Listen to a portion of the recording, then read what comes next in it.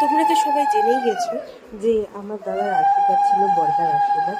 তো আমাদের আশীর্বাদের বিয়ের ডেটটা ছিল অনেক পরে, কিন্তু একটু কিছু কারণের জন্য আমাদের তাড়াহুড়াতেই দাদার বিয়েটা হবে এখন। তো তার জন্য এই যে মা আইবুড়ো ভাতের নিমন্ত্রণ করেছিল সেদিন রাত্রিবেলায়, যেহেতু অফিস থাকে, অফিস থেকে এসেই তারপরে খাওয়ার কথা ছিল। তো তার জন্য এই যে মা আয়োজন করছে। তো সবার ফার্স্টে একটুখানি আশীর্বাদ করে নিল, মা আশীর্বাদ করলো, তারপরে বাবাও আশীর্বাদ করে নিয়েছিল।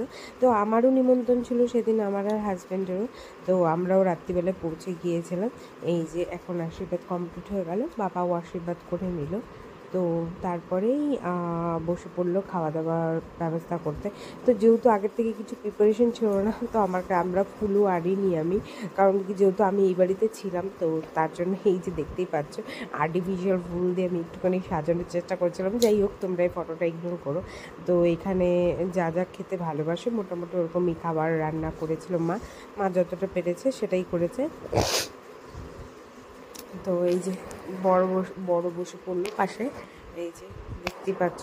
আর আমি টেবিলে নিয়ে খাচ্ছিলাম, যেহেতু এখানকার কিছুই আমার খাবার মতন ছিল না ফ্রাইড রাইস বাদ দিয়ে। তো আমি ফ্রাইড রাইস আর ছোলার ডাল দিয়েই খেয়েছিলাম। মা এখানে ছোলার ডাল মাছ মাংস বানিয়েছিল। আর এই যে হাজব্যান্ডকেও দিয়ে দিয়েছে পায়েস, আরও অনেক কিছু ছিল। তো যাই হোক, একটু নিচে বসতে অসুবিধাই হয় সবারই, ছেলেদের।